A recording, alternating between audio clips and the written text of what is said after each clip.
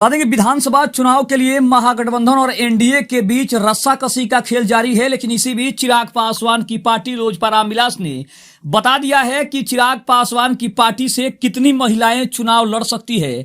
आखिर ये खुलासा चिराग पासवान की पार्टी के कौन से नेता ने की है और आखिरकार महिलाओं की सहभागिता के बारे में क्या कहा है। नमस्कार, आप देख रहे हैं आप तक न्यूज। आइए खबर को विस्तार से जानते हैं। उसके पहले चैनल पर नए तो चैनल को सब्सक्राइब करना बिल्कुल ना भूले। बता दें कि बिहार विधानसभा का चुनाव होना है और अभी तक चुनावों की घोषणा भले ही ना हुई हो, लेकिन सभी पार्टियां अपनी अपनी दावेदारियां पेश कर रही है। एक तरफ महागठबंधन अब की बार इस बात पर जोर दे रहा है कि अब की बार महिलाओं की संख्या उसके चुनाव में ज्यादा होने वाली है, महिलाओं की सहभागिता बढ़ाने वाली बात हो रही है। तो वहीं लोजपा रामविलास यानी चिराग पासवान की पार्टी ने भी इशारा कर दिया है कि कितनी महिलाओं को विधानसभा में सीटें मिल सकती है। दूसरी तरफ अगर बात करें तो चिराग पासवान की पार्टी ये चाहती है कि उनके गठबंधन से अब की बार महिलाओं की संख्या बढ़ाया जाए ताकि महिलाओं की भी सहभागिता जो है वो बढ़े, समाज में जो उनका सशक्तिकरण है उससे भी उसको बल मिले। और यही कारण है कि चिराग पासवान की पार्टी अब की बार के चुनाव में महिलाओं की सीटों की संख्या बढ़ा सकती है।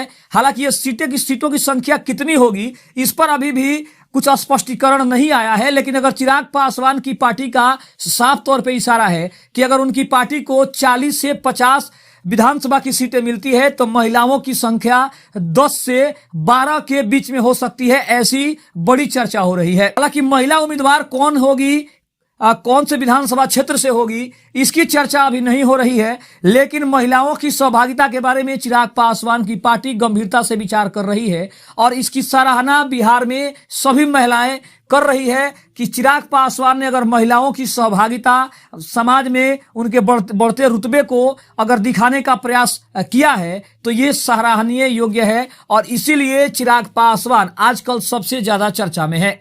दूसरी तरफ अगर हम बात करें तो महागठबंधन से भी अब की बार महिलाओं की संख्या ज्यादा हो सकती है, क्योंकि पार्टी को ऐसा लगता है कि अगर समाज में अपनी पकड़ बनानी है तो महिलाओं को आगे करना होगा, महिलाओं की सहभागिता बढ़ानी होगी, उनके पावर का इस्तेमाल करना होगा, तभी जाकर महागठबंधन अपनी एक मजबूत सरकार बिहार में बना सकती है। दूसरी तरफ अगर हम बात करें तो एनडीए भी इस बात की ओर इशारा कर रही है। दूसरी तरफ बीजेपी ने यह साबित कर दिया है कि उसकी पार्टी में महिलाओं के लिए एक अलग ही स्थान है। इसीलिए अगर देखा जाए तो दिल्ली में 4-5 नामों की सबसे ज्यादा चर्चा थी, जिसमें मनोज तिवारी का नाम सबसे प्रबल दावेदार के रूप में था। इसके अलावा प्रवेश वर्मा का नाम सबसे दावेदार के रूप में था। इसके अलावा पार्टी के अन्य भी कई नेता थे जिनके नामों की चर्चा हो रही थी कि वो बिहार दिल्ली के मुख्यमंत्री बन सकते हैं। लेकिन आखिरकार बीजेपी ने अंतिम में महिला को स्थान देकर यह साबित कर दिया कि उनके लिए महिलाओं की सहभागिता सबसे जरूरी है। और शायद यही कारण है